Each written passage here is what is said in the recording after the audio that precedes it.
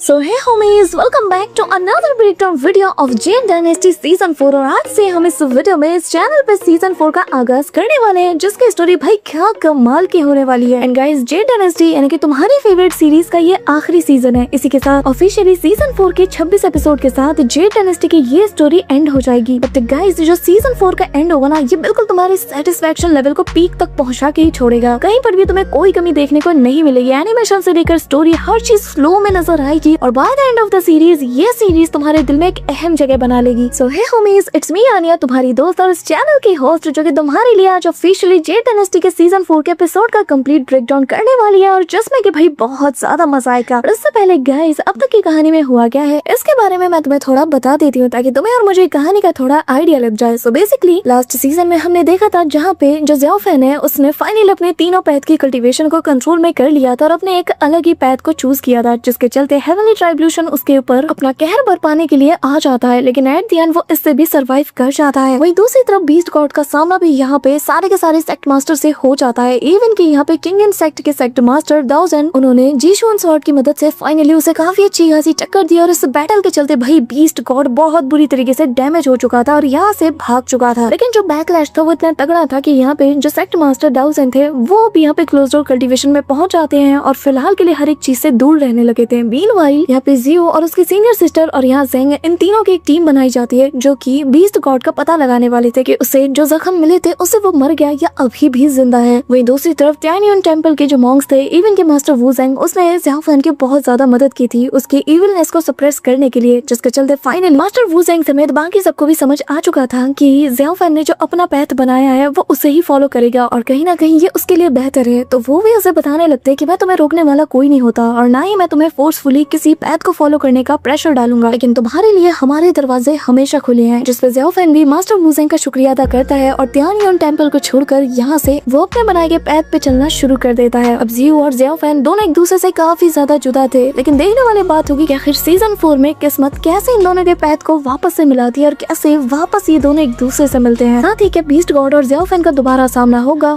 तो इसका अंजाम क्या होगा, और क्या आगे चलकर ज़ियाओ फैन कभी ब्याओ को रिवाइव कर पाएगा तो कैसे, इन्हीं सारे सवालों का जवाब हमें सीजन 4 में मिलने वाला है। तो चलो फिर अब इस वीडियो को शुरू करते हैं। अब वीडियो के स्टार्टिंग में गाइस, सबसे पहले हमें यहाँ पे ज़ियाओ फैन को दिखाया जाता है, जो कि यहाँ पे खुद को जो बैम्बू पीक का जो उसका रूम था ना, उसके अंदर वो पाता है जहाँ पहले वो रहा करता था। अब यह अचानक से जैसे उसकी आँख खुलती है ना, तो बाहर से उसके सीनियर्स, उसके पीक मास्टर, बाकी सबकी उसे आवाज आती है, जो कि उसे उठा रहे थे, और वो सीधा अपने लड़खड़ाते हुए कदमों के साथ दरवाजा खोलने पहुंच जाता है, जहाँ पर उसे पीक मास्टर की वाइफ और उसके सारे सीनियर्स नजर आते हैं। यहाँ पे ज़ियाओ फैन पुराने वक्त के उस मोमेंट को देखकर बहुत ज्यादा इमोशनल था, बट इससे पहले कि वो कुछ रियलाइज कर पाता, अचानक से हवा का एक ऐसा झोंका आता है कि सबको वो अपने साथ ले जाता है, और अगले पल वो यहाँ पे किसी को ना पाकर काफी ज्यादा परेशान हो चुका था। धीरे धीरे करके एक ऐसी ईविल आंधी चलती है कि सबको वो अपने साथ दूर ले जाने लगती है, जो देखते साथ ही ज़ियाओ फैन सबको बचाने के लिए जाता है। तभी उसकी नजरों के सामने जियो भी उड़ते हुए जा रही थी, जिसे देखते साथ ही वो उसका हाथ थाम लेता है। यहाँ पे ज़ियाओ फैन पूरी कोशिश करता है उसके हाथ को थामे रखने की, लेकिन एट द एंड वो उसके हाथ से स्लिप हो जाती है और सब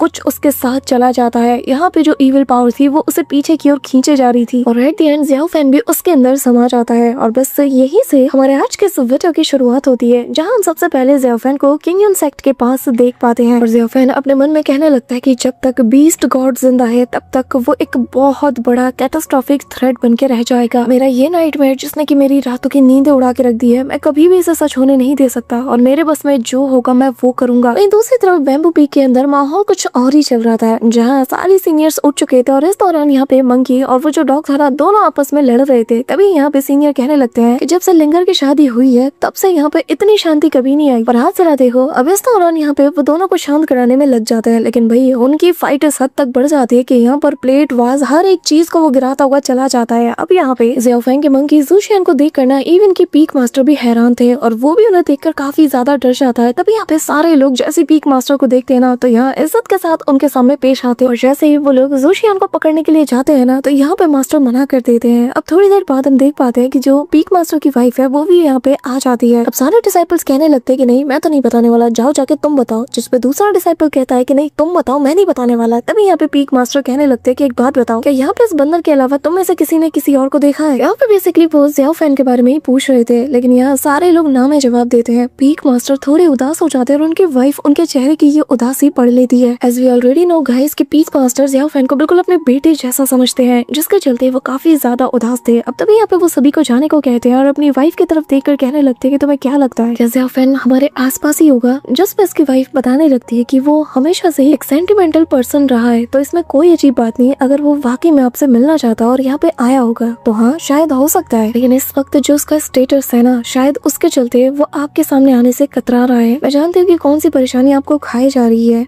वो इल्यूजनरी मून केव वाला जो इंसिडेंट आपको आज भी अंदर से तोड़ता है, मैं जानती हूँ। हालांकि ज़ूशियान स्वॉर्ड के द्वारा वो बहुत बुरी तरीके से इंजर्ड था, लेकिन एट द एंड वो बिल्कुल सही सलामत था, वो सरवाइव कर गया था। और रूमर्स का भी यही कहना है कि उसके जो एलाइज थे उन्होंने उसे रेस्क्यू कर लिया था। और जहाँ तक मुझे याद है जब दारेन ने रिपोर्ट किया था तो उसने बताया था कि लिटिल ग्रे यानी कि ज़ूशियान जब ज़ियाओ फैन के साथ नहीं था, वो वहाँ पे अकेला था। मेरे ख्याल से शायद ज़ियाओ फैन को पहले से ही खतरे का आवाज हो गया होगा, इसीलिए वो नहीं चाहता कि इसका इकलौता दोस्त ऐसी तकलीफ में पड़े, और इसीलिए शायद उसने अपने दोस्त ज़ूशियान को पीछे छोड़ दिया। और वैसे भी दाजुन पीक के साथ तो उसका पुराना नाता है, इसीलिए वो यहाँ पे आ गया होगा। मैं बस आपसे इतना कहना चाहती हूँ कि लिटिल ग्रे का यानी कि ज़ूशियान का ऐसे वापस आना इस बात को साबित नहीं करता कि ज़ियाओ फैन का दिल अभी भी बदल चुका है या वो हमारे दाजुन पीक को अपने असली घर के तौर पे देखता है। उसका बंदर यानी कि लिटिल ग्रे वो भले यहाँ पे आ चुका हो, लेकिन अभी भी उसका कोई पता नहीं। या फिर तभी मास्टर कुछ कहने ही वाले थे, तभी उनका पैर स्लिप हो जाता है और यहाँ उन्हें मंकी के ऊपर बहुत गुस्सा आता है। कहने लगते हैं कि लिटिल ग्रे इसे तो मैं छोड़ूंगा नहीं, किसी दिन ये मेरा हाथ लग जाए एक बार। यहाँ पे तभी हम देख पाते हैं कि ज़ूशियान ये बात सुन लेता है और यहाँ उसे चिढ़ाते हुए ना यहाँ से भागने लगता है। इवन कि वो डॉग भी उसका साथ दे रहा था, जो देखते साथ ही पीक मास्टर कहने लगता है कि जरा इसकी हालत देखो, ये कितना ज्यादा बदतमीज हो चुका है, और अब तो ये डॉग भी उसका साथ दे रहा है। जिसके बाद वो बीशु को बुलाकर ऑर्डर देते हैं, कहने लगते हैं कि मुझे आज दोपहर के नाश्ते में ना ये दोनों चाहिए। मैंने इतने सालों तक उसकी देखभाल की, इतने सालों तक खिलाया, और एक आज बंदर के कहने पे आकर ये मुझ पे ही भौंक रहा है। यहाँ पे ये कहते साथ ही मास्टर अंदर चले जाते हैं, लेकिन बीशु का सभी लोग यहाँ मजाक उड़ाते हैं, जिसपे वो कहने लगता है कि आखिर तुम लोग हंस क्यों रहे हो, ये मास्टर का ऑर्डर है, आखिर मैं ये कैसे कर सकता हूँ। जिसपे सीनियर ब्रदर कहने लगता है कि अरे बीशु, मास्टर ने तुम्हें इतनी बड़ी जिम्मेदारी दी है तो तुम्हें इंश्योर करना है कि तुम बहुत ही अच्छे से ये काम कर रहे हो, समझ रहे हो ना। ये कहते हुए वो चला जाता है और तभी बीशु कहता है कि आखिर आप क्या कह रहे हो, आप भी जानते हो कि मास्टर का फेवरेट है दा हुआंग, और मैं उसे कैसे मार सकता हूँ। उसे कुछ हुआ तो मास्टर मुझे नहीं छोड़ेंगे, और अगर मैंने मास्टर के ऑर्डर को फॉलो नहीं किया तो मास्टर मुझे नहीं छोड़ेंगे। मुझे समझ नहीं आ रहा कि मैं करूँ तो करूँ क्या। इतना पता है कि एट द एंड भाई बलि का बकरा मैं ही बनने वाला हूँ। बेचारा बहुत ज्यादा उदास हो चुका था। तभी यहाँ पे दूसरा डिसाइपल आके कहने लगता है कि बीशु एक बात बताओ, सच में तुम बहुत चालाक इंसान हो। अब जबकि तुम्हें पता चल चुका है कि मास्टर का ट्रू इंटेंट क्या है, तो मेरे ख्याल से तुम्हें ज्यादा खुद पे बोझ नहीं डालना चाहिए। जाने दो यार, मास्टर कुछ नहीं कहने वाले, समझ रहे हो ना। ये कहते साथ ही वो चला जाता है। अब बीशु थोड़ा राहत फील करता है कि तभी पीछे से दूसरा बंदा कहने लगता है कि पर एक बात याद रखना बीशु, मास्टर को बिल्कुल भी पसंद नहीं जब उनका कोई डिसाइपल उनकी बात न माने, समझ रहे हो ना। वो तुम्हारे साथ क्या कुछ नहीं कर सकते हैं। ये कहते साथ ही वो झाड़ू देते हुए हंसने लगता है। अब यहाँ पे बीशु समझ जाता है कि ये सब के सब बस उसकी फिरकी ले रहे हैं, और वो उन सभी को कोसते हुए कहने लगता है कि एक बात याद रखना, करवा तुम लोगों से बदला जरूर लेगा। आज मेरी ये सिचुएशन आ गई तो तुम लोग यहाँ से मेरा साथ देने के बजाय मेरे मजे ले रहे हो और यहाँ से मुंह फेर के जा रहे हो। हाँ देख लेना, जब तुम्हारी बारी आएगी ना तब देखना मैं क्या कर रहा हूँ। अब तभी यहाँ पे जैसे ही वो दा हुआंग और जो ज़ूशियान है उसकी तरफ देखता है ना, जो कि यहाँ पे खेल रहे थे, सडनली इसकी नजरों के सामने दोनों ही गायब हो जाते हैं। और जैसे ही वो जाके चेक करता है तो सच में वो दोनों वहाँ से गायब हो चुके थे। अब यहाँ पे बीशु कहने लगता है कि क्या कोई सीनियर मेरे साथ प्रैंक कर रहा है, अगर हाँ तो ये बहुत ही गंदा मजाक है। अब यहाँ पे बाकी सारे लोग बीशु को देखकर उसके पास पहुंच जाते हैं, और सच में वो लोग भी उसके लिए काफी ज्यादा फिक्रमंद थे। बट सडनली यहाँ पर अंदर से भौंकने और चिल्लाने की आवाज आती है, जिसे सुनकर दोनों यहाँ पे सीधा किचन एरिया के अंदर जाने लगते हैं, जहाँ इन्हें दा हुआंग नजर आता है, जो कि खिड़की की ओर देख करना लगातार भौंके जा रहा था। अब ये लोग भी परेशान हो जाते हैं कि आखिर खिड़की के उस पार कौन है, तो ये लोग भी झांकने लगते हैं, लेकिन इन्हें कोई भी नजर नहीं आता। इसी के साथ गाइस सीन शिफ्ट होता है और हमें ज़ियो को दिखाया जाता है, जो कि अपने रूम में मौजूद थी, जहाँ पे उसके मन में ना उसके मास्टर की कई बातें ही चल रही थी, जो कि कहने लगती है कि मैं जानती हूँ कि ये जर्नी बहुत ज्यादा लंबी होने वाली है, और अगर तुम्हें कुछ हो जाता है तो फिर सारी जिम्मेदारी मुझे ही संभालनी होगी। मैं जैसे कि सेक्ट ने पाल पोस के बड़ा किया है, मुझे ये जिम्मेदारी सिखाई गई है कि जब रियलम पे खतरा बन आता है तो क्या करना चाहिए। शायद एक की जान बाकी लोगों के मुकाबले कुछ भी नहीं है, और मुझे मेरे रियलम को बचाने के लिए हर वो चीज करना होगा जो कि नेसेसरी है। मैं तुम्हें रोक नहीं सकती, मैं जानती हूँ, लेकिन जो तुम्हारा दिल करे तुम वो कर सकती हो। हो, अपने मुताबिक चल सकती हो। बस एक बात याद रखें, जब टियानियम स्वॉर्ड तुम्हारे हाथों में हो ना, जब तुमने इसे थामा हुआ हो, तो तुम अपना पूरा बेस्ट दो और इस रेलम के सारे इल्यूशंस को तोड़कर अपने आप को साबित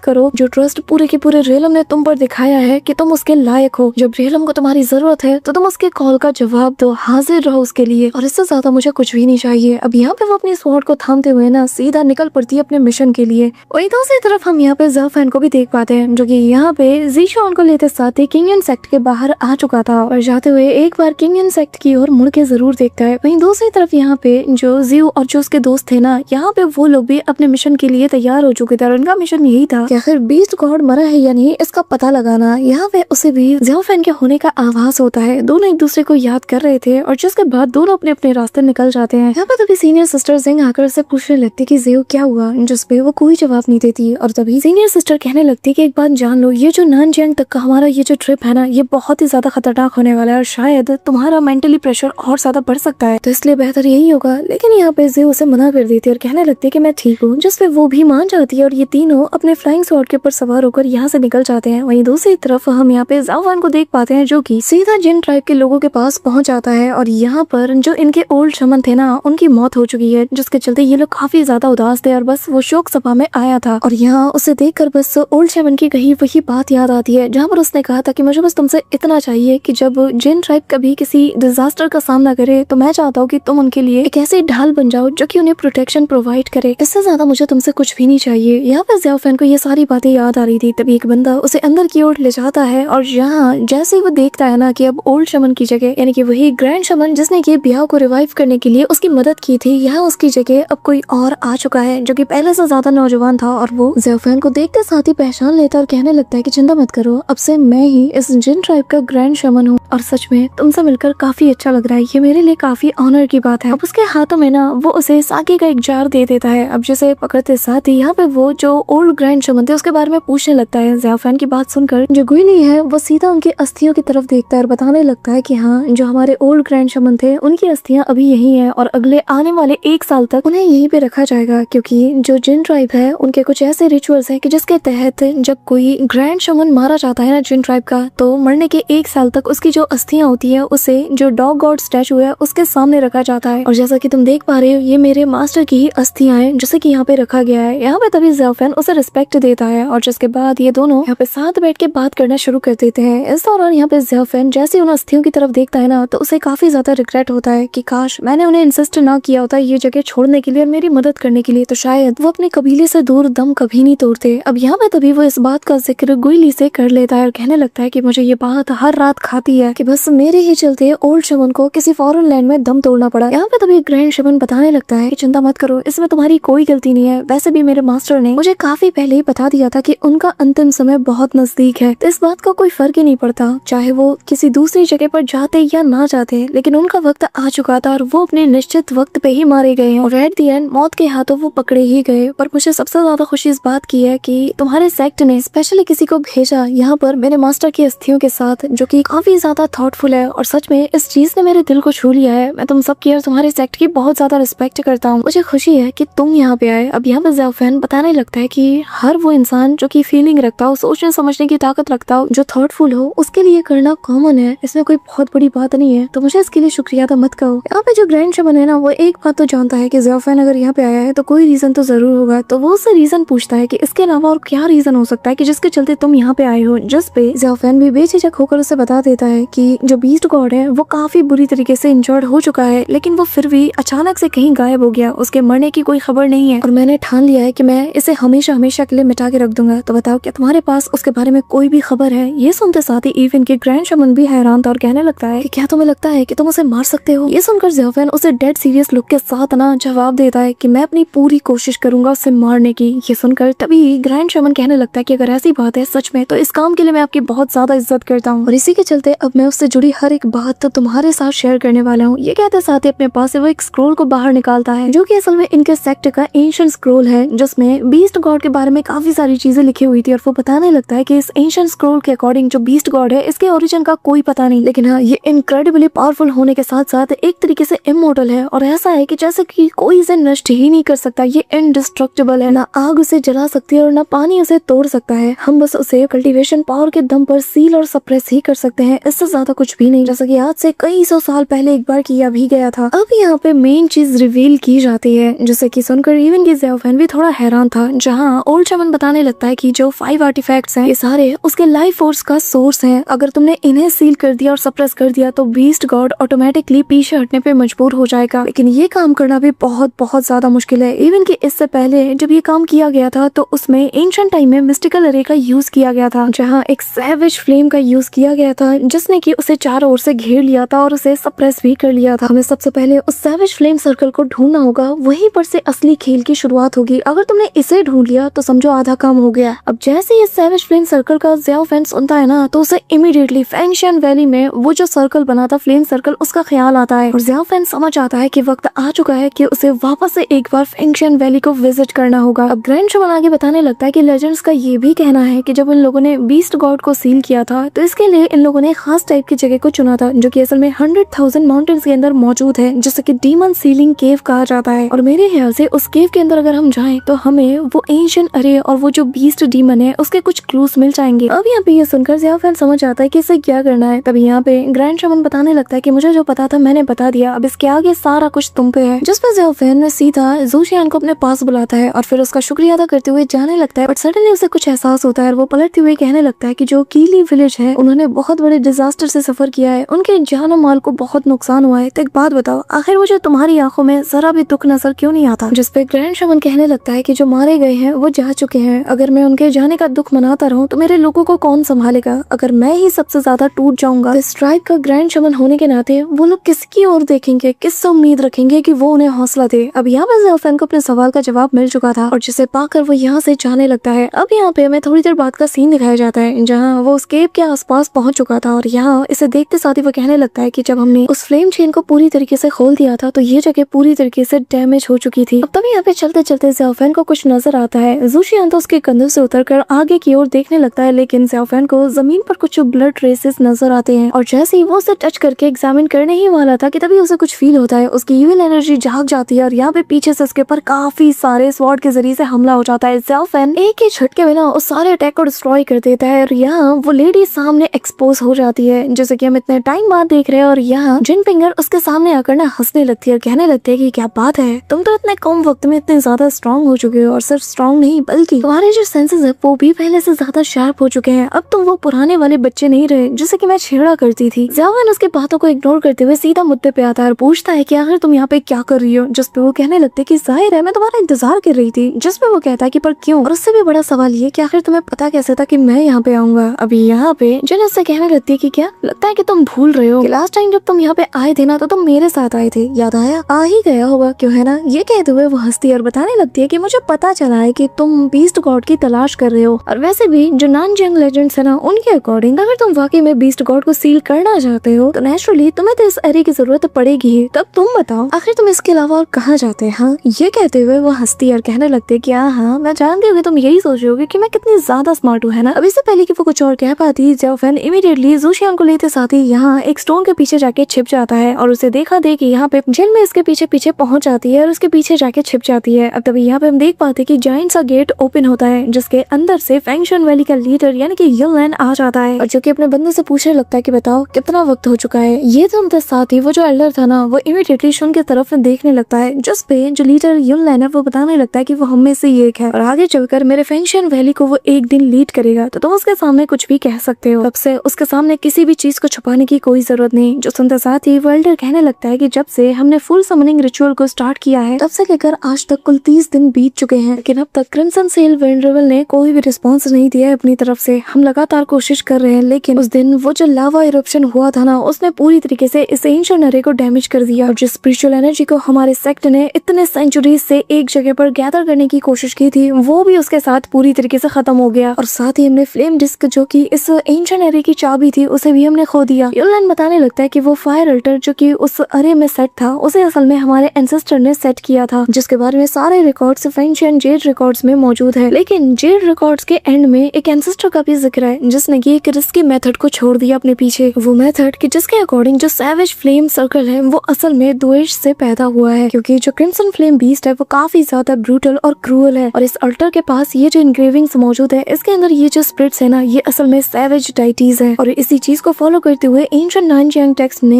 एक ब्लड सैक्रिफाइस को सजेस्ट किया, जिसके जरिए से जो द्वेष है उसे बढ़ाने में मदद मिलेगी। वो द्वेष जिसे कि असल में डाइटीज मैनिफेस्ट करेंगे, जिसके बाद फाइनली वो बीस्ट भी अपीयर हो जाएंगे, जिसके जरिए से ये अरे भी कंप्लीट हो जाएगा। यहाँ पे लीडर यूनलैन की बातें एल्डर अर्जुन दोनों ही काफी गौर से सुन रहे थे और जब उसकी पूरी बात ये लोग सुन लेते हैं ना तो भाई इनके पैरों तले जमीन खिसक जाती है। दोनों एक दूसरे की तरफ हैरानी के साथ देखते हुए अपने लीडर से कहने लगते हैं कि क्या सच में हमारे एंसेस्टर ने ऐसे किसी मेथड को लिखा है। जिस पे यूनलैन कहने लगता है कि तुम्हारे कहने का मतलब क्या है, मैं झूठ बोल रहा हूँ और ये सब मैंने मनगढ़ंत कहानी बनाई है। जिस पे एल्डर कहने लगता है कि माफी चाहता हूँ, बस मैं इतना कह रहा हूँ कि एक ब्लड सैक्रिफाइस के तौर पे जीना और उसे यूज करना ये बहुत ही ज्यादा क्रूअल है। ये तो बिल्कुल डिमोनिक आर्ट है और मुझे समझ नहीं आ रहा कि ऐसा खतरनाक डिमोनिक आर्ट हमारे जेड रिकॉर्ड्स में कैसे हो सकता है। ये तो हमारे सेक्ट के उसूलों के खिलाफ है। जिस पे वो कहने लगता है कि हाँ बात तो तुम्हारी ठीक है, लेकिन जिस भी एंसेस्टर ने इस मेथड को लिखा है ना उस एंशिएंट रिकॉर्ड में, उससे पहले किसी ने भी इस मेथड को ट्राई नहीं किया है। यहाँ पे तभी वो बंदा कहने लगता है कि आप हमारे सेक्ट लीडर है, मैं जानता हूँ कि दांव पर बहुत कुछ लगा है, लेकिन ये सरासर डिमोनिक आर्ट है। तो हम तभी या फिर यूनलैन कहने लगता है कि जूनियर एक बात अच्छे से याद रखना कि मैं कौन हूँ, और दूसरा जो फायर अल्टर है वो बहुत बुरी तरीके से डैमेज हो चुका है और हम लोग बिल्कुल डेड एंड पे आके खड़े हो चुके हैं। तो तुम्हें क्या लगता है यहाँ से निकलने का तुम्हारे पास और कोई रास्ता है, या फिर हम सालों साल बस यहीं पे अटक के रह जाए। और तभी अचानक से वो अपने पावर्स को एक्टिवेट करते हुए कहने लगता है कि तुम्हें क्या लगता है कि तुम इन सबसे दूर रख सकते हो खुद को। और तभी पीछे मुड़ते साथ ही वो हमला कर देता है। वही दूसरी तरफ सीन शिफ्ट होता है और हमें डीमन सेक्ट मास्टर और यहाँ घोस्ट मास्टर दोनों को दिखाया जाता है, जहाँ पे दोनों एक रिचुअल को परफॉर्म करने में लगे हुए थे। तभी यहाँ पर वो जो जायंट सा कल्ड्रन था ना उसके अंदर से एक बीस्ट बाहर आता है और ये जो स्नेक बीस्ट था ये आते साथ ही इनके ऊपर हमला करने की कोशिश करता है, लेकिन यहाँ पे घोस्ट मास्टर भी अपनी पावर का यूज करते हुए उसे कंट्रोल करने की कोशिश कर रहा था। और यहाँ पे ये जो व्हाइट स्नेक ड्रैगन था ये काफी ज्यादा खतरनाक लग चुका था, लेकिन यहाँ पे जैसे तैसे करके ये लोग अपनी पावर की मदद से इसे सप्रेस कर ही लेते और इसे ट्रैप कर लेते हैं। तभी यहाँ घोस्ट मास्टर बताने लगता है कि इस वक्त हमारे पास 4 बीस्ट में से 3 आ चुके हैं जिन्हें कि हमने हासिल कर लिया है। और मास्टर एक बार अगर हमने ताऊते को ग्रैब कर लिया, उसे पकड़ दिया, तो फिर तो ये पूरी की पूरी दुनिया आपकी मुट्ठी में आ जाएगी। अब यहाँ पे सेक्ट मास्टर इमीडिएटली उस बीस्ट के सिर के ऊपर लैंड करते हैं और कहने लगते हैं कि चिंता मत करो, मैंने एक भरोसेमंद साथी को उसकी तलाश में भेजा है और मुझे पूरा यकीन है कि वो मुझे निराश नहीं करेगा। अब यहाँ पे हमें थोड़ी देर बाद का सीन दिखाया जाता है जहाँ फेंगशेन वैली के अंदर कुछ अलग ही चीज हो रही थी, जहाँ हम देख पाते कि काफी सारे डिसाइपल्स काफी अमाउंट में ब्लड को लेके आ रहे थे, जिसके जरिए से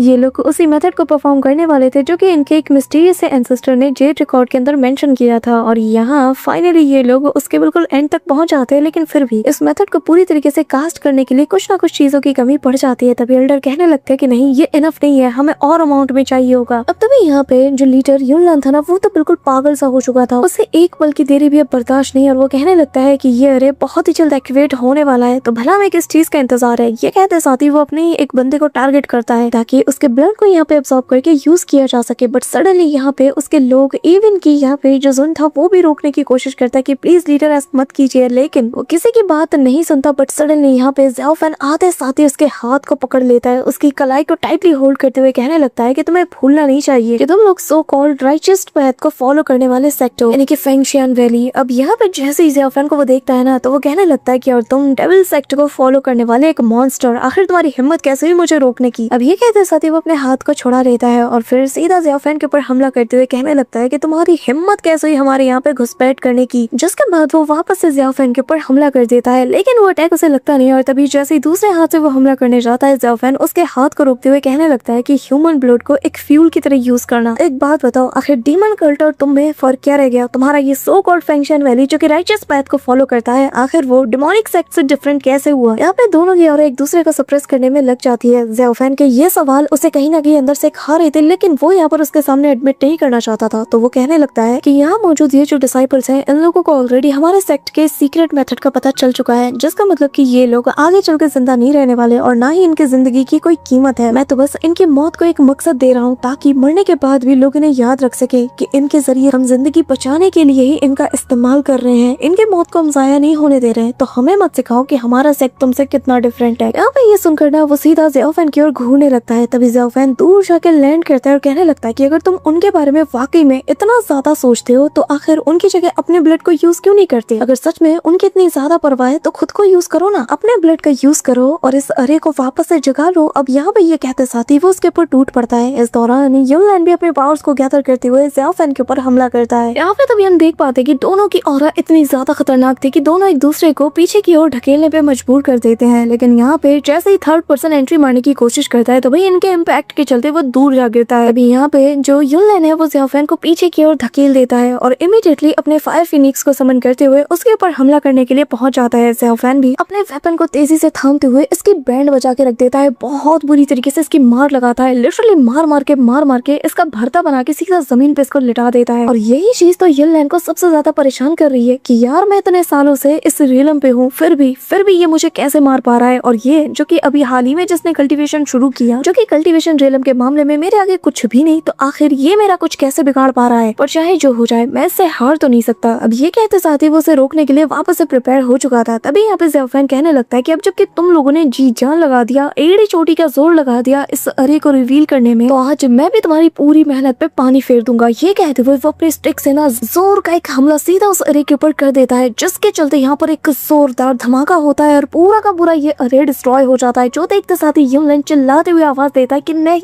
लेकिन यहाँ पे जो फायर अल्टर वाला ये जो जाइंट सा माउंटेन था ना, यहाँ पे इतना तेज का धमाका होता है कि जैसे कोई वोल्केनो इरप्ट हुआ हो और यहाँ सारे के सारे लोग परेशान हो चुके थे। तभी यहाँ पे दो बंदे सीधा इनके डिसाइपल्स के बिल्कुल बीच में जा गिरता है। अब यहाँ पे इनका ये जो मार्शल अंकल और जो सीनियर थे ना, दोनों की ये हालत देखकर सभी लोग समझ जाते कि वहाँ पर कुछ तो हुआ है। लेकिन इससे पहले कि ये लोग कुछ और पूछ पाते, तभी यहाँ पे जो सीनियर थे ना, वो सारे के सारे लोगों को ऑर्डर देते हैं कि बकवास बंद करो और जाके माउंटेन के पास बैकअप भेजो, क्योंकि वहाँ पर हमारे लीडर को बैकअप की जरूरत है। अब सारे लोग निकल पड़ते हैं उस तरफ, लेकिन जो यहाँ पे कहने लगता है कि पर सीनियर ऐसा कैसे, मास्टर की हालत तो। तभी वो कहने लगता है कि चुप हो जाओ, अभी जो कुछ भी हुआ इसके बारे में किसी को पता भी नहीं चलना चाहिए। अब तभी यहाँ पे हम देख पाते कि ज़ियो और जो बाकी सारे लोग हैं वो लोग यहाँ पे आ जाते हैं और उसे देखते साथ ही जो जोन है वो कहने लगता है कि सीनियर सिस्टर लियो, आखिर आप यहाँ पे क्या कर रही हैं। अब तभी वो अपनी इंजरीज को छुपाने की कोशिश करता है। यहाँ पे हम देख पाते कि ज़ियो और जो उसके सीनियर सिस्टर है ये सारे लोग उन्हें रिस्पेक्ट देते हैं। वही दूसरी तरफ यहाँ पे ज़ियाओफेन यहाँ का काम निपटाने के बाद अपने मंकी के साथ निकल पड़ता है। पीछे जो मिस जिन थी वो भी इसके साया बनकर इसके पीछे मंडराना शुरू कर देती है, जिसके चलते ज़ियाओफेन तंग आ चुका था। लेकिन वो यहाँ पे कहने लगती है कि वैसे मानना पड़ेगा, तुमने तो भैया सॉलिड वे में तुमने उनकी बैंड बजाई, यहाँ पहले से और ज्यादा तुम कमाल के हो चुके हो। जिस पे वो कहने लगता है कि हाँ, और तुम्हारी जो एस्केपिंग टेक्निक है वो भी काफी ज्यादा इम्प्रूव हो चुकी है। जिस पे वो कहने लगती है कि हाँ, पर मैं इतना जानती हूँ कि मेरे बिना भी तुम बहुत इजीली वहाँ से निकल पाते हैं, और उन लोगों को जैसे तुमने अपने अकेले दम पे डील किया ना, मुझे नहीं लगता कि आगे चलकर तुम्हें शायद मेरी जरूरत पड़ सकती है किसी फाइटिंग में। यहाँ पे ज़ियाओफेन मुद्दे पे आना चाहता था, तो वो उसे डायरेक्टली सवाल करता है कि आखिर तुम मुझे फॉलो क्यों कर रही हो। इस दौरान यहाँ पे हम देख पाते कि उसका मंकी ना उसे बार बार चिढ़ाता है। तभी यहाँ पे वो कहने लगती है कि तुम भी जानते हो कि मैं यहाँ पर क्यों आई हूँ। असल में जो एंशिएंट केव है ना, जहाँ पर बीस्ट गॉड को कभी सील किया गया था एक्सीडेंटली, मुझे पता है कि वो जगह कहाँ पे है और बस उसी और मैं जा रही हूँ। अब ये सुनकर ना ज़ियाओफेन के कान खड़े हो जाते हैं और वो समझ आता है कि ये अपने मकसद के साथ यहाँ पे आई है, तो वो चुपचाप उसके साथ जाने लगता है। और हमें थोड़ी देर बाद का सीन दिखाया जाता है जहाँ पर ज़ियाओफेन और उसका मंकी एक ऐसी जगह पे पहुंच जाते हैं जहाँ पे चारों तरफ बस अंधेरा था और यहाँ पे बादलों ने जैसे इस पूरी जगह को ढक लिया हो, और जहाँ पे काफी तेजी से हवाएं चल रही थी, काले बादल चारों ओर मंडरा रहे थे। तभी यहाँ पे मिस जिन कहने लगती है कि वैसे मैंने उम्मीद नहीं की थी कि ये जगह इतनी ज्यादा बड़ी होगी। ऐसे सुना तो मैंने ये भी है कि जो 100,000 माउंटेन्स है वो अपने अंदर काफी बड़े बड़े और हैवान बीस्ट को अपने अंदर कैरी किए हुए है, छुपाए हुए है। और यहाँ का मौसम ये तो अपने आप में एक बहुत बड़ा बीस्ट है जो कि कब तुम पे कहर बन के बरफ जाए किसी को आइडिया नहीं। अब ये कहते साथ ही यहाँ पर एक जो जाइंट सा ब्लैक माउंटेन था उसकी तरफ वो पॉइंट आउट कराते हुए कहने लगती कि वो जो तुम्हें दिख रहा है ना ब्लैक माउंटेन, देख पा रहे हो वो जो पीक वाला जो एरिया है, वहीं पर वो डीमन सीलिंग केव मौजूद है जिसकी तलाश तुम कर रहे हो। और एक बात याद रखना, ये रास्ता बहुत ज्यादा खतरनाक होगा, उस केव तक जाने वाला पैथ पूरी तरीके से मौत से घिरा हुआ है, तो ख्याल रखना थोड़ा। अब तभी यहाँ पे हमें वही जाइंट सा स्टैचू भी दिखाया जाता है। तभी यहाँ केव के अंदर हम यहाँ इतने टाइम बाद शाओवी यानी कि नाइन टेल को देख पाते हैं, जो कि यहाँ अपने हाथ में कैंडल को लेकर केव के अंदर जाने लगती है। तभी यहाँ पे हम ताऊ तेई को देख पाते हैं जो कि उसे देखते साथ ही चिल्लाते हुए दहाड़ने लगता है, और जैसे उसे वो गुर्राता हुआ देखती है ना, तो वो बीस्ट गॉड से कहने लगती है कि वैसे एक बात कहूँ, बुरा मत मानना, पर मुझे ऐसा लगता है कि जैसे तुम्हारा ये जो ताऊ तेई है ना, ये मुझे बिल्कुल भी पसंद नहीं करता। यहाँ पे तभी बीस्ट गॉड अपने ताऊ तेई के ऊपर हाथ फेरता है और उसे थोड़ा सा शांत कराते हुए कहने लगता है कि अरे इसकी बात का ना बुरा मत मानो, वैसे भी इंसानों को ये बिल्कुल भी यकीन नहीं करता, इसी के चलते बस तुमसे थोड़ा रूड रहता है। जिसमें यहाँ पे शाओवी कहने लगती कि क्या ये मुझे अभी से ह्यूमन समझने लगा है। जिसपे बीस्ट गॉड कहने लगता है कि हजारों साल की कल्टीवेशन का फल तुम्हें आज मिल रहा है, तो तुम्हें तो शायद खुश होना चाहिए, आफ्टर ऑल मैंने तुम्हें एक इंसान कहा। जिस पे वो कहने लगती है कि क्या इंसान, भला इंसान बनने में क्या रखा है, ज्यादा से ज्यादा 1000 सालों तक की जिंदगी, और इस पूरी जिंदगी में वो बस पैसा दौलत शोहरत इसी के पीछे बस भागते रहते हैं, एक दूसरे से हसद करते हैं, जलन रखते हैं, बुराई रखते हैं। जिसमें बीस्ट गॉड कहने लगता है कि हाँ शायद तुम सही कह रही हो, लेकिन किसे पता, क्योंकि एक वक्त हुआ करता था जब मैं भी एक ह्यूमन बनना चाहता था। अब तभी यहाँ पे ये सुनकर जो शाओ भी वो उसके पास आती है और कहने लगती है कि तुम जो कि इस पूरे संसार के द्वेष से मिलके बने हो, तुम एक यूनिक क्रिएचर हो, एक ऐसा क्रिएचर जो कि इमॉर्टल है, एक ऐसा यूनिक क्रिएचर जो कि इमॉर्टल है, जिसे कोई मार नहीं सकता। और अगर तुम चाहो तो अगर सही से जिंदगी गुजारो तो तुम कभी मर भी नहीं सकते। तुम यहाँ पे गवाह बन सकते हो, हर बीतते पल के साथ समय को गुजरता हुआ देख सकते हो, लेकिन फिर भी तुम्हें एक इंसान से जलन हो रही है जिनकी लाइफ स्पैन इतनी कम होती है और पूरी जिंदगी वो लोग बस आपस में चेस करते रहते हैं किसी न किसी चीज के पीछे। अब ये मत कहना कि किंगयन सेक्ट का वो ओल्ड मैन जिसका नाम क्या है, हाँ, दाओ जुआन, उसने तुम्हारा ब्रेन वॉश तो नहीं कर दिया। ये सुनकर वो अपने ताऊ दी को और ज्यादा प्यार से सहलाता है और कहने लगता है कि मैं इस वर्ल्ड में सिर्फ इसी वजह से आया, इसी वजह से मुझे मेरी कॉन्शियसनेस मिली, उसके पीछे भी एक इंसान का हाथ है। अब ये सुनकर शाओ भी हैरान थी। तभी वो बताने लगता है कि हाँ, उसने मुझे एक शैमनिक आर्ट का यूज करते हुए बनाया, जिसके जरिए से उसने इस पूरी दुनिया के जितने भी द्वेष थे उसे एक जगह पे गैदर किया और उसके जरिए से रिफाइन करके उसने मुझे बनाया। और जब मैं इस दुनिया में आया, जब मुझे मेरी कॉन्शियसनेस मिली, तो वो पहली इंसान थी, पहली चीज थी जिसे कि मैंने देखा।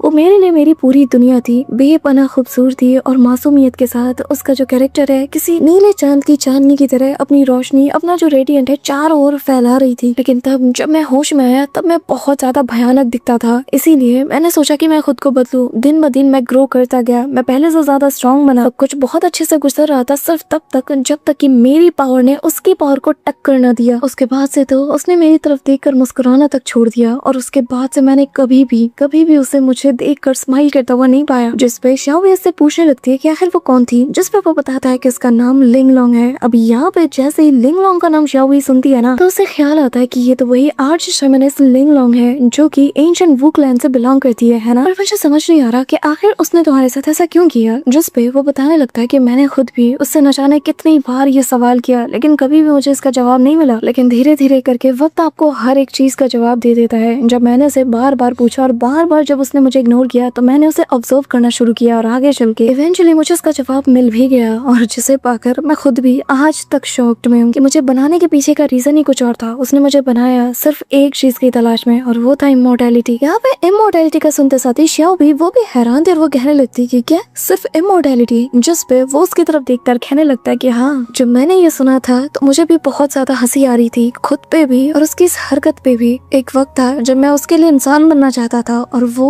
उसने तो सब कुछ बस इमोर्टैलिटी पाने के लिए किया है। अब तभी शाओ नोटिस करती है कि उसने आज तक इससे इतनी बार कन्वर्सेशन करने की कोशिश की, लेकिन इतना ओपन माइंडेड वो कभी नहीं हुआ। तो वो उससे पूछने लगती है कि आखिर तुम्हारे साथ हुआ क्या है, तुमने आज से पहले कभी भी ऐसे बात नहीं की। जिसपे वो कहने लगता है कि क्या तुमने कभी किसी मरते हुए इंसान को नॉर्मली एक्ट करते हुए देखा है? नहीं ना। जिसपे शाओ कहने लगती है कि पर तुम तो इंसान नहीं हो ना। जिसपे वो कहने लगता है कि अच्छा ऐसी बात है, तो एक बात बताओ, आखिर इंसान बनने का मतलब क्या है, इंसान बनने के लिए क्या चाहिए? शाओ तभी यहाँ पे ज़ेओफेन का बताने लगती है कि एक इंसान है जैसे कि मैं बहुत अच्छे से जानती हूँ, जिसके साथ जिंदगी कभी भी फेयर नहीं रही, लेकिन फिर भी उसने कभी अपनी जिम्मेदारियों से मुंह नहीं मोड़ा। उसने सारे बर्डन्स को उठाया और फिर भी आज तक वो सर्वाइव करता हुआ आ रहा है और कभी भी उसने हार नहीं मानी। जिन्हें वो सबसे ज्यादा चाहता है उनके लिए उसने हर चीज कुर्बान की है, कभी भी किसी चीज के लिए उसने हेजिटेट नहीं किया। मैं बस इतना जानती हूँ कि इंसान बनने का मतलब अपनी हदों को पार करके अपनी बेवकूफियों को पढ़ लगाने जैसा है। जहाँ तुम्हें पता हो कि ये चीज नामुमकिन है, फिर भी तुम अपने अधूरे ख्वाहिशों को पंख देते हो, उन्हें उड़ने का मौका देते हो, बेवकूफी करते हो, गलतियां करते हो, जस्ट बिकॉज तुम वो करना चाहते हो। अब यहाँ पे ये सुनकर बीस्ट गॉड हंसता है और कहने लगता है कि अच्छा अगर ऐसी बात है तो फिर जो मुझे चाहिए था मैंने वो कर लिया, और बस ये आखिरी बार है जब मैं जिद करना चाहता हूँ और अपने अंदर की ख्वाहिशों को पंख देना चाहता हूँ। अब यहाँ पे वो ये कहते साथ ही अपने हाथ पर एक हल्का सा कट लगाता है और यहाँ खून की कुछ बूंदे जमीन पे गिरने लगती है, जो देखकर यहाँ पे जो ताऊ दी था वो तो काफी ज्यादा गुस्से में आ चुका था। इवन की शाओ भी कहती है कि आखिर ये क्या कर रहे हो, नहीं तुम ऐसा नहीं कर सकते कहीं तुम। अब तभी यहाँ पे सीन शिफ्ट होता है जहाँ पे हम एल्डर ज़ो को देख पाते हैं, जो कि यहाँ थक हार के एक जगह बैठ जाता और कहने लगता है कि यार अब मुझसे चला नहीं जा रहा, इन बूढ़ी हड्डियों में बिल्कुल दम नहीं है, तुम लोग तो जवान हो, तुम्हें तो फर्क भी नहीं पड़ता अगर मैं यहाँ पे मारा जाऊँ क्यों, है ना। अब ये सुनते साथ ही हुआन कहने लगती है ठीक है हम यहाँ पे थोड़ी देर के लिए रेस्ट कर रहे हैं, ठीक है, लेकिन हाँ इसके बाद फिर हम नहीं रुकने वाले। अब तभी यहाँ पे जो ताओइस्ट मास्टर ये गू है जिसने कि अपने चेहरे पे मास्क लगा रखा था, वो उसे देखकर कहने लगती है कि यार अब यहाँ पे कोई नहीं है हमारे आसपास, तो क्यों ना तुम इस मास्क को हटा दो, तुमने पूरे टाइम तक अपने फेस को कवर करके रखा था, ये वाकई में बहुत ज्यादा अनकंफर्टेबल होगा, तुम खोल सकते हो। या फिर तभी हम देख पाते हैं कि ताओइस्ट मास्टर उस फेस मास्क को हटा देता है। अब चेहरे से कपड़ा हटाते साथ ही वो राहत की सांस लेता और कहने लगता है कि चिंता मत करो मैं ठीक हूँ, लेकिन हाँ जितने भी रेफ्यूजीज का आज हमने सामना किया है तुमने उनकी बहुत ज्यादा मदद की है, तुम मुझसे ज्यादा एग्जॉस्ट हो, तुम्हें ख्याल रखना चाहिए अपना। अब ये सुनते साथ ही जो एल्डर ज़ो है वो कहने लगते हैं कि हाँ आखिर उसने मुझसे ही तो सीखा है लोगों की मदद करना, सच में उसने बहुत काम किया है आज और बहुत बिजी रही, और इस इसकी महानता के किस्से में क्या ही सुनाओ। हमारा इतना महंगा खाना जिसे कि हमने पाई पाई जोड़ के खरीदा था, उसने रास्ते में सबको दे दिया। इतनी महान है। जितनी रहम दिल तुम दूसरों पे दिखाती हो, काश कोई हम पे भी दिखा दे, हमें भी कभी ऐसा खाना मिल जाए रास्ते में। अब बताओ इतने मेहरबानी का फायदा क्या। यहाँ पे मैं भूखा मर रहा हूँ। जिस पे वो अपने ग्रैंड पा के कंधे दबाते हुए कहने लगते कि शायद आपको भूलना नहीं चाहिए कि हम लोग फिर भी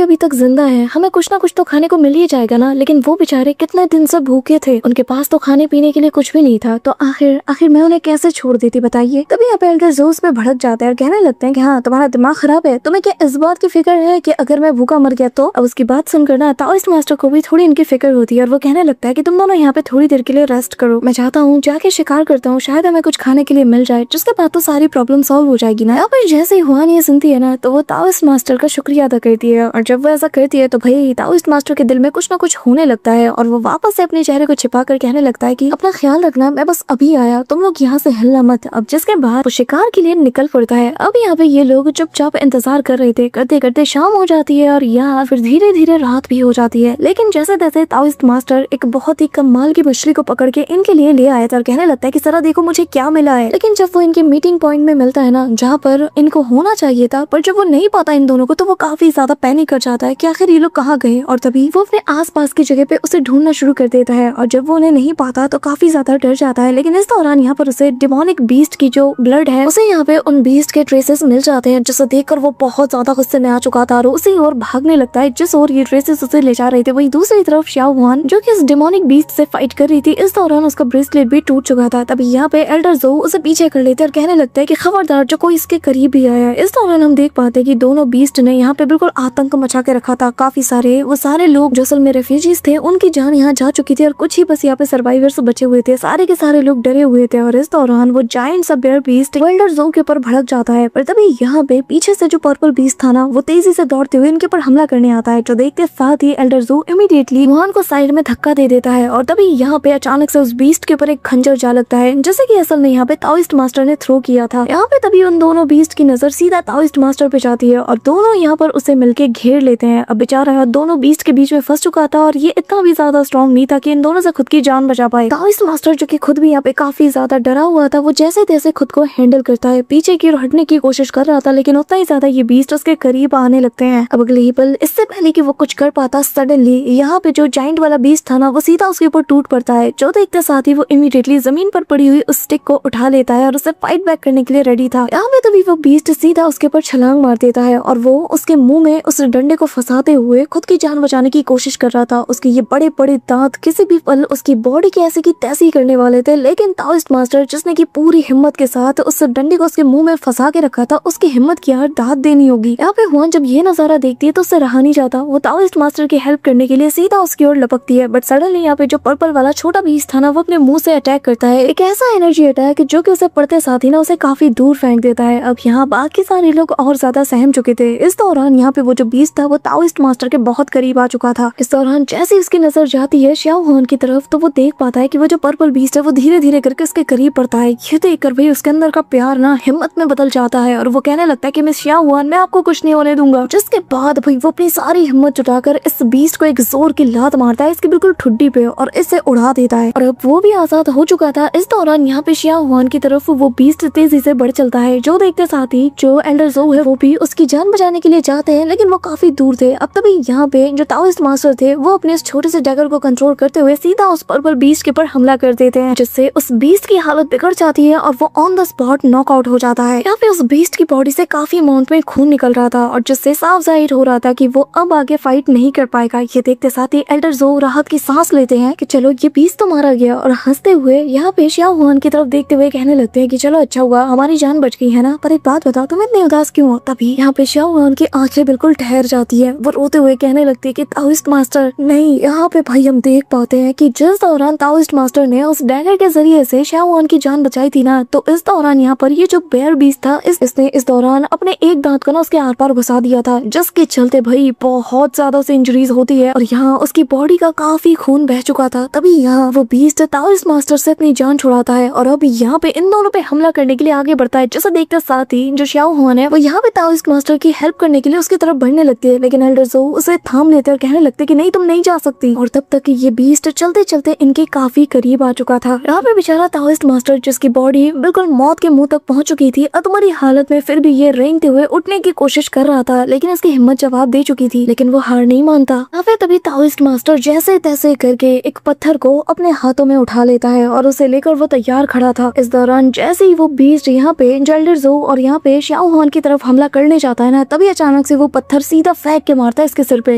ये देखकर भाई वो बीस्ट और ज्यादा भड़क जाता है और अब सीधा ताओइस्ट मास्टर के ऊपर हमला करने के लिए उसकी तरफ दौड़ चलता है। जो देखते साथ ही एल्डर ज़ो भी अपने तिलिस्मान पेपर्स को निकाल लेते हैं और यहाँ पे अपने 5 घोस्ट ट्रांसफर्स का यूज करते हुए सीधा सारे के सारे पेपर्स को उसकी तरफ थ्रो कर देते हैं, जो कि यहाँ पे उड़ते हुए जाके उस बीस्ट से पहले ताओइस्ट मास्टर के पास पहुंच जाती है और सीधा यहाँ पे ताओइस्ट मास्टर को लेते साथ ही वो वहाँ से टेलीपोर्ट करते हुए यहाँ पे शाओ हान के पास पहुंच जाता है। यहाँ उसने अपनी बाहों में बेचारे ताओइस्ट मास्टर को थामे रखा था, जो कि मौत के मुंह में ऑलमोस्ट जा चुका है। जिसके बाद हुआन अपने ग्रैंडफादर से कहती है कि हाँ जल्द से जल्द हमें यहाँ से टेलीपोर्ट कीजिए। अब यहाँ पे जैसे ही एल्डर ज़ो उसे यूज करने वाले थे ना, सडनली वो देख पाती कि उनकी एनर्जी बहुत ज्यादा एग्जॉस्ट हो चुकी है, जिसके चलते वो उस पेपर का यूज नहीं कर पाते और ऑन द स्पॉट जमीन पे जा गिरते हैं। यहाँ उनकी हड्डियां भी टूट चुकी थी थोड़ी। अब हुआन उनके पास जाने लगती है और इस दौरान वो बीस्ट और ज्यादा गुस्से में आ चुका था और खुश भी था, क्योंकि अब उसे मौका मिल चुका है इन सभी को एक साथ निपटाने का। तभी यहाँ पे एल्डर ज़ो उस तलिस्मान पेपर को चेक करते हुए कहने लगते हैं कि आखिर ये क्या बकवास है, आखिर ऐसी सिचुएशन में ये काम करना कैसे बंद कर सकता है, कहीं इसका मतलब ये तो नहीं कि इसका सारा चार्म एक्सपायर हो गया। अब तभी यहाँ पे वो 2 पीस में टूट भी जाता है, जो देखकर एल्डर ज़ो कहने लगते कि अरे बाप रे, लगता है कि आज बहुत बेरहमी के साथ मारे जाएंगे। मीनवाइल यहाँ पे वो जो बीस्ट था ना, वो लगातार अपने पैर पसारते हुए इनके और करीब आता जाता है और जिसके बाद दौड़ते हुए सीधा इनके ऊपर हमला कर देता है। लेकिन तभी शाओ हान इनके बीच आ जाती है और कहने लगती है कि मेरे रहते तुम इनको कुछ नहीं कर सकते। अब यहाँ पे ये नजारा ना ताओइस्ट मास्टर की आंखों में छप सा जाता है कि शाओ हान उसे बचाने के लिए इस हद तक चली गई, तो वो इमीडिएटली अपनी पूरी हिम्मत जुटाकर सीधा उस बीस्ट से जा भिड़ता है, एक हेडबट उसके पेट में दे मारता है और जिसके चलते वो उस बीस्ट को दूर ले जा पाता है और उसके कंधे पर सवार होकर ना उसके ऊपर काफी सारे हमले करता है। लेकिन इस दौरान उसकी अपनी हालत बहुत ज्यादा खराब थी, तो वो बीस्ट यहाँ वहाँ उछल उछल कर अपनी जो नुकीले सींग थे ना उसके पीठ के ऊपर उसे वो उसकी बॉडी में धसाना शुरू कर देता है, जिसके चलते ताओइस्ट मास्टर की कंडीशन और ज्यादा बिगड़ती चली जाती है। उसके मुंह से काफी अमाउंट में खून निकलता है और भाई उसने भी अपनी डैगर के जरिए से उस बीस्ट के ऊपर काफी सारे हमले कर दिए थे। अब एट द एंड वो बीस्ट बिल्कुल पागल सा हो चुका था और सामने वाली जो बड़ी सी चट्टान थी ना उसके ऊपर अपनी पीठ को घसीटते हुए सीधा जमीन में जा गिरता है और ऑन द स्पॉट उसकी मौत हो जाती है। ये देखते साथ ही सारे लोग ताओइस्ट मास्टर की हेल्प के लिए दौड़ते हैं। शाओ हान तो यहाँ पर उस सींग को लेते साथ ही उसे हटाने की कोशिश करती है, लेकिन वो पूरी जी जान लगाने के बाद भी उसे टस से मस नहीं कर पाती और थक हार के जैसी जमीन पे गिरती है ना, तो यहाँ पर उसे ताओइस्ट मास्टर का खून चारों ओर नजर आता है। यहाँ सारे लोग डर के मारे दहल चुके थे और जो देखकर वो वापस से उसे हटाने की कोशिश करती है। यहाँ पे सारे के सारे लोग भी उसकी मदद के लिए आ जाते हैं और जैसे तैसे उस बीस्ट को उसके ऊपर हटा देते हैं और जैसे ही ताओइस्ट मास्टर की हालत देखती है ना, शाओ हान वहीं पे बिल्कुल शॉक्ड में चली जाती है और कहने लगती है कि आखिर इसे हुआ क्या, ये कुछ बोल क्यों नहीं रहा। और जब वो उसके जख्मों को देखती है तो उसे यकीन हो जाता है कि ताओइस्ट मास्टर अब नहीं रहा। यहाँ पे वो बहुत जोर जोर से रोती है उसका नाम ले लेके। बेचारा ना मरने के बिल्कुल एंड मोमेंट तक भी डिफेंसिव पोजीशन में था कि बस कैसे ना कैसे करके इसे रोकना है। अब यहाँ पे थोड़ी देर बाद का हमें सीन दिखाया जाता है जहाँ पे एल्डर ज़ो ताओइस्ट मास्टर की आंखें बंद कर देता है और कहने लगता है कि जो लोग मारे जा चुके हैं हम उन्हें वापस नहीं पा सकते, हम उसका एक प्रॉपर फ्यूनरल जरूर करेंगे और उसे अच्छे से दफनाएंगे जैसा कि करना चाहिए। ये कहते हुए वो शाओ हान को थोड़ी हिम्मत देता है और फिर यहाँ से उसे जाने के लिए कहता है। तभी यहाँ पे शाओ हान अपनी आंसू पोंछती है, उठ के खड़ी होती है। थोड़ी देर सोचने के बाद वो ठान लेती है कि उसे क्या करना है और फिर मुट्ठी टाइट करते हुए कहने लगती है कि मैंने ठान लिया है कि मैं उसे जरूर बचाऊंगी। अब ये सुनकर जो एल्डर ज़ो थे वो खुद भी हैरान हो जाते हैं कि आखिर ये क्या बोल रही है और कहीं ना कहीं उन्हें अंदाजा लग चुका था कि आखिर ये किस मेथड की बात कर रही है। और बस इसी सीन के साथ हमारा आज का ये ब्रेकडाउन वीडियो यहीं पे एंड होता है। सो गाइस, जेड डायनेस्टी के सीजन का आगाज हो चुका है और ये सीजन के स्टार्टिंग के एपिसोड तुम्हें कैसे लगे कमेंट में जरूर बताना। और हाँ, इसका नेक्स्ट ब्रेकडाउन वीडियो तुम्हें कल ही देखने को मिल जाएगा। बट उससे पहले गाइस, अगर तुम वीडियो को यहाँ तक देख रहे हो तो मेक श्योर कि तुम वीडियो को लाइक करके चैनल को सब्सक्राइब जरूर कर रहे हो। तो मिलते हो मैं तुमसे नेक्स्ट ब्रेकडाउन वीडियो के साथ, तब तक के लिए बाय।